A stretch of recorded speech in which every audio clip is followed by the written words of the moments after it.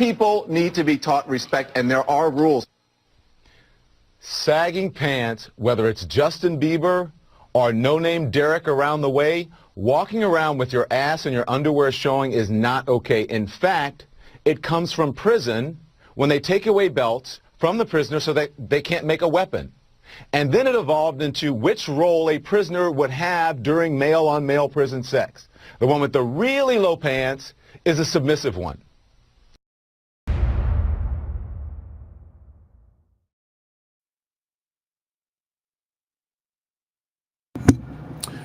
Hello, friends. Welcome to Look and Live. You are here with Pastor James Devalon. I got on the screen. Listen, guys, I have for you today Don Lemon. I did not know Don Lemon used to tell the truth. At least, I'll say 80% truth. I don't know. The recent version of Don Lemon that I've been listening to lately seems to be very compromising and, walk driven mentally.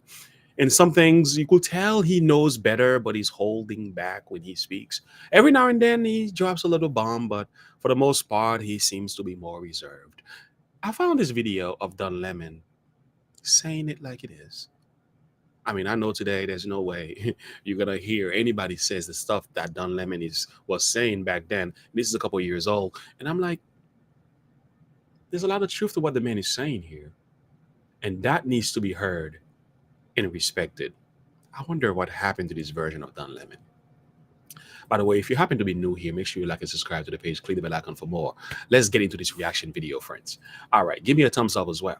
All right, let's listen to Don Lemon telling the truth about Black culture.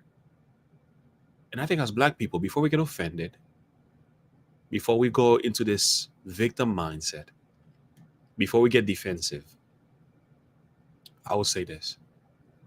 Let's pay attention to what is being said. Ask yourself a question. Does it make sense? All right, let's continue. Someone on another network got the chance to go first because I couldn't go during the week. I'm only here on the weekend, so listen to this. The reason there is so much violence and chaos in the Black precincts is the disintegration of the African-American family. He's got a point. In fact, he's got more than a point. Bill? Raised without much structure, young Black men often reject education and gravitate towards the street culture, drugs, hustling, gangs. Nobody forces them to do that. Again, it is a personal decision. No lie detected yet. Let's keep going. He is right about that too. But in my estimation, he doesn't go far enough. Because people, if you really want to fix the problem, here's just 5 things that you should think about doing. Here's number 5. And if this doesn't apply to you, if you're not doing this, then it doesn't apply to you. I'm not talking about you. Here's number 5. Pull up your pants. Some people, a lot of them Black, gave me flack for saying that recently on the Wendy Williams show. If you're sagging, it means, I think it's your self-esteem is sagging and who you are as a person. It's sagging. Young people need to be taught respect, and there are rules. Sagging pants, whether it's Justin Bieber or no-name Derek around the way, walking around with your ass and your underwear showing is not okay. In fact, it comes from prison when they take away belts from the prisoner so that they can't make a weapon. And then it evolved into which role a prisoner would have during male-on-male prison sex. The one with the really low pants is a submissive one. Wow. You get my point? Yeah.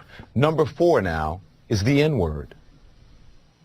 For our generation, what we did was we took the word and we took the power out of that word.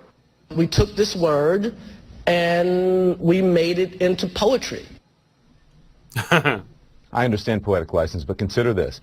I hosted a special on the N-word, suggesting that Black people stop using it, and that entertainers stop deluding yourselves or themselves and others that you're somehow taking the word back. By promoting the use of that word when it's not germane to the conversation, have you ever considered that you may just be perpetuating the stereotype the masser intended? Wow.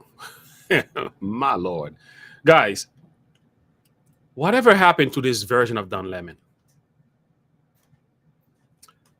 I know he must have gotten a lot of whipped. He must have been beaten down for speaking what I would consider to be the truth. Now, I know our culture sensitive. And I have to say, what's happening to the black community, we don't need to give them any more lecture. Okay. What's happening is that telling them this is right, this is wrong kind of thing. For some, it will never work because there's something wrong at the foundation. It's like cutting twigs and branches. This is the outgrowth of a much deeper issue that is at the heart of the black race. It is not so much these things. These things are the results of it. So I will say, let's not go and you know, trying to fix these things and address these matters. Although for some it will work, but for most it means nothing because at the heart, what is going on at the heart of the black community that is influencing our young men to behave the way they do? And I'm telling you, as a person who was in, still is, and to a degree, but raised in Brooklyn, lived among blacks, I understand what's happening there. I have a good understanding. I lived it. I've seen the gang violence. I was very much connected to gangsters. So I know to a large degree how they think. For as much as I knew, having left, I understand why they do what they do. And I'm not justifying them. I'm just saying we gotta go beyond telling them, hey, this is right, this is wrong. There are better ways to address it. But nevertheless, what he's telling is the truth, though. I'm not taking away from his content. All I'm simply saying is there's much more happening than what we see on the surface, and we need to try to understand that as well. Consider that you may just be perpetuating the stereotype the masser intended, acting like a nigger. A lot of African Americans took offense to that too, and I wondered if I gave the right advice. I really did. But confirmation came the very next day on my way home when I exited the subway on 125th Street in Harlem. This little kid in a school uniform, no older than 7 years old, he was crying his eyes out as he walked down the sidewalk with his mother. I'm going to be honest here. She turned to him and she said, "I'm sick of you. You act like an old-ass man. Stop all that crying, nigger." Is that taking the word back? Think about that. Now, number 3, respect where you live. Start small by not dropping trash, littering in your own communities. I've lived in several predominantly white neighborhoods in my life. I rarely, if ever, witness people littering. I live in Harlem now. It's an historically black neighborhood. Every single day I see adults and children dropping their trash on the ground when a garbage can is just feet away. Just being honest here. Facts. That is true. I've lived in Brooklyn, friends. I'm telling you, Don Lemon is not lying. But again, it goes back, it goes beyond that. Because again, we're talking about poverty and mentality, a perspective as well. But nevertheless, what he's saying is true. Many of our black communities, not all, praise God, many of them, is the way he's describing it. It's a mindset. It's a way of thinking that is backward. Unfortunately, even though some were offended by this, let's be honest, it is true. Most black people will tell you, especially a man like me and many others, walking through the ghetto, walking through the buildings in Brooklyn, in Carnegie, on Rogers Avenue, being in these neighborhoods, living there. We moved, me and my mom and my brother, we moved to 3 different spots. Walking into the buildings to go home, my dear friends. It was like you don't know when you're going to get beat up, you're going to get jumped, even though we stayed to ourselves, but it was in the back of our minds all day. The trash was there. The drug was there, the weed was there, and the guns in the back pocket. It was a normal thing every day among our young men in the building.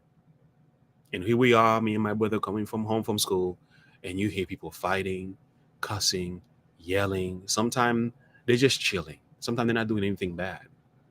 Sometimes they're just talking, just trying to talk to a girl, things like that. I saw all of this.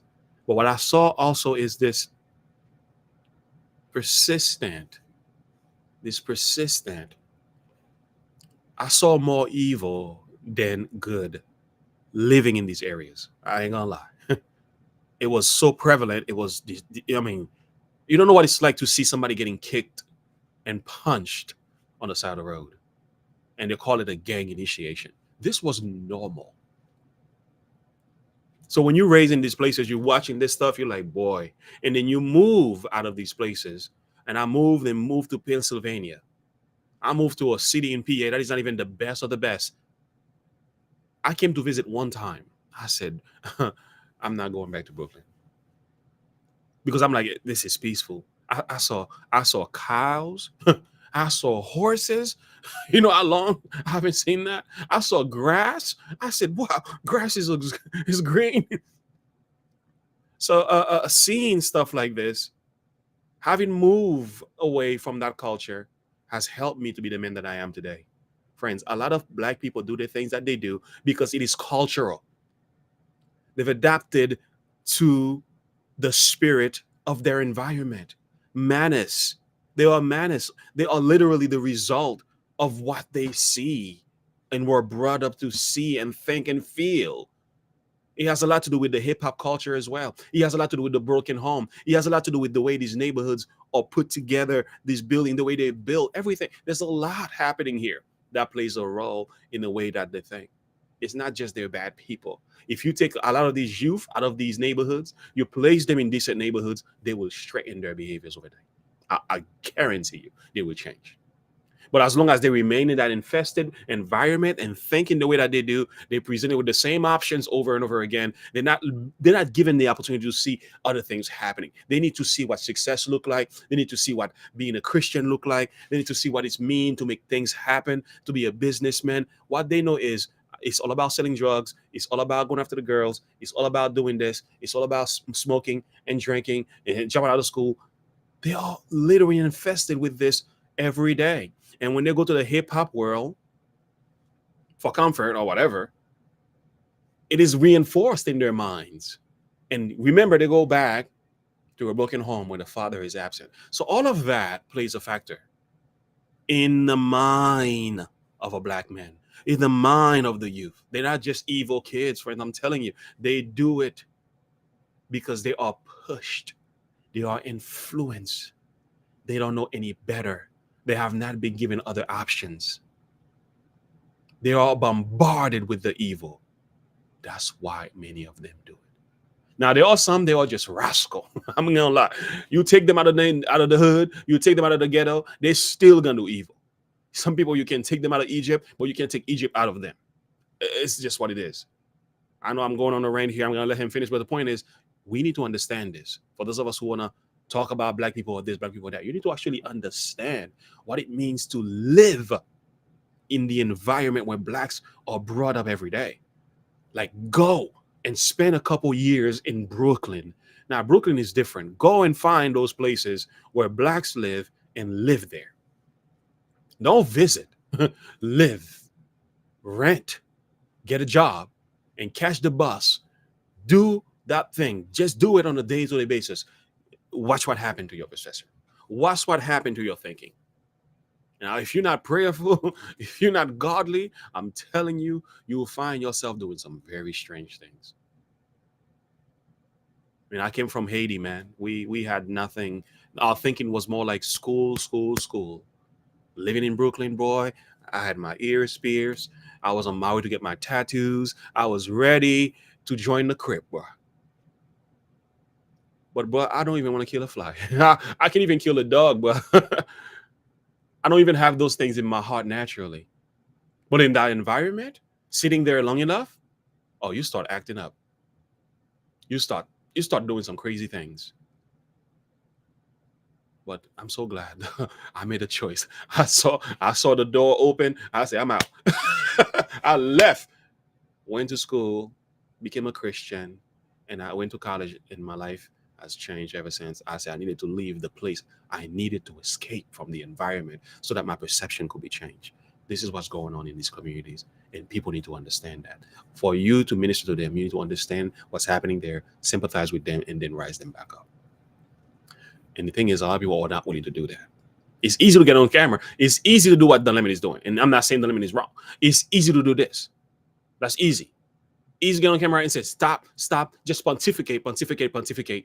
But what's difficult is to go there and sit there and minister to them, sit at their feet, talk to the gangsters, talk to the drug dealer, talk to the youth, and find out what is going on and why do you do the things that you do, and you will get a whole different perception. It's not that they're sagging their pants because they're bad. No, no. There's something else happening. You need to actually step in their shoes and understand it. And that's Christ's method, by the way. That's why I don't try to lecture black people too many times, because I know the issue is not just their fault. Yes, there's immorality, but they're infested with an environment for that. Yes, they do crimes. They do it because there's a lot more happening. But ultimately, like you said, it is our choice, though. This is no excuse for doing evil. Choosing to do evil is your choice, because there are other people who live in the same neighborhood, hear the same negative stuff, and they still choose to do right. That is a choice that you make to do evil, even though the environment can influence you. But as far as you making a decision to do it, it's your own. So he's right about that. Let him finish. Number 2, finish school. You want to break the cycle of poverty? Stop telling kids they're acting white because they go to school or they speak proper English. A high school dropout makes on average $19,000 a year. A high school graduate makes $28,000 a year. A college graduate makes $51,000 a year. Over the course of a career, a college grad will make nearly $1 million more than a high school graduate. That's a lot of money. And number 1, and probably the most important, just because you can have a baby, it doesn't mean you should, especially without planning for one or getting married first. Amen. These are great counsels. And I'm not taking away, because this guy is on point. This is where I love this version of Don Lemon. It is true. And I wish more black people will hear the truth just for what it is. Some of them will make the right decisions. True, we weren't told, many of us weren't told having sexual intercourse outside of marriage was not a good thing. Many of us weren't told, we weren't warned by anyone. We do it because, that sinful passion, we give into that nature. I'm talking about what's going on below. We give into it. And the girls are pretty. Let's be honest, the girls are pretty. All right.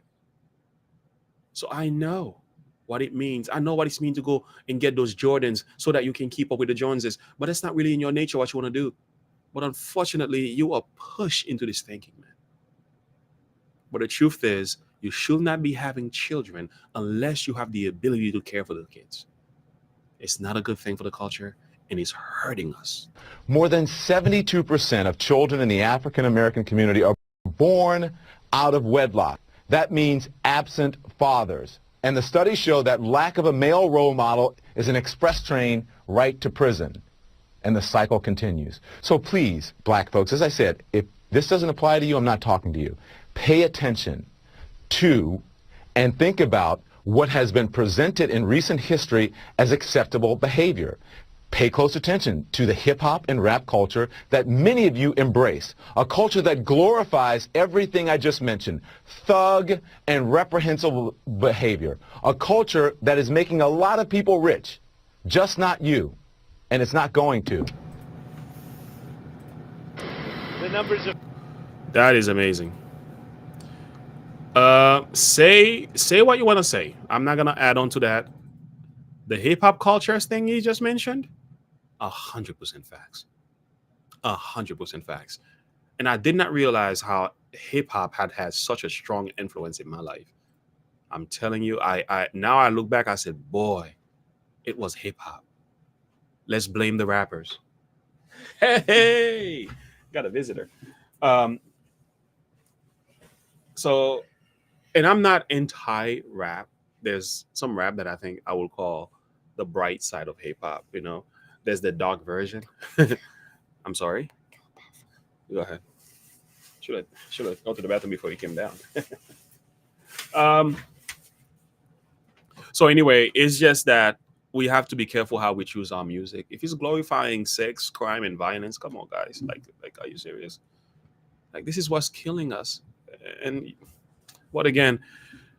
Don Lemon, thank you for this one. This was an amazing rendition. Going to the Bible, I want to say this: He that walketh with wise men shall be wise. Proverbs 13:20. But a companion of fools shall be destroyed. You can summarize everything that's right and wrong with the black culture or any culture in these words right here. Most people do what is right because they are influenced to do what is right. If you have wise men around you, rich men around you, if you have people who are going to school, people who are determined to make something of themselves around you, I'm telling you, that stuff is gonna stick on you. It's gonna push you. It's gonna motivate you to do right. But at the same time, if you have fools around you, Lord have mercy, companions of fools, gangsters, violence, unbelievers, wretched men, wicked men, you know, you name it. If this is who you hang out with, unfortunately, you're gonna be just like them. Two birds of a feather flock together. My friends, show me your company, is being said, and I'll show you your character. Unfortunately, bad company are the results of why many blacks are in this condition, at least in these neighborhoods. And at the same time, look at all the blacks that are prosperous. They have a number of friends that they hang with. They have a way of doing things. Their music is different. Their dress code are different. And some of them go to church. They read their Bible. Why? That's what influencing their character, and they make better decisions as well. And again, say what you want to say about Don Lemon. Don Lemon is correct on many things. And I love this version of Don Lemon. I wish he spoke like this more often. You don't hear this anymore. I don't. I wish I would hear more of that coming from him. It's better than all the other rhetoric that I'm hearing, all the racist talk. Everything is out to get you. This anti-Republican spirit thing is like, well, this is what we need to hear. This is good. This is health. You know, this is gonna make me think as a young black man. If I was a young black man living in these neighborhoods and I hear this, I'll think, why? I'll work with that. I can work with that. You know, but you gotta go deeper though. For those of us, we have to go deeper. We have to go and stepping out in their shoes. If we really want to make an impact, we have to go deeper. I mean, you got to be led to do this. This is a call for you. Fine. I'm telling you, we can't just lecture black people who are going through these things. We can't just lecture the drill artists. We can't just say, thou shalt not do this, thou shalt not do that. Which we should, but it's not enough if we really want to facilitate change. We got to come down to their level so that we can rise them up with the hope and the love of God. That's my thought on that. And I will end this video right now. Thank you so much for listening. Appreciate this content. Give me a thumbs up, like, and subscribe as well if you enjoyed this. Until next time, and as always, remember to look unto Jesus, to live by faith. Have a good one. Bye.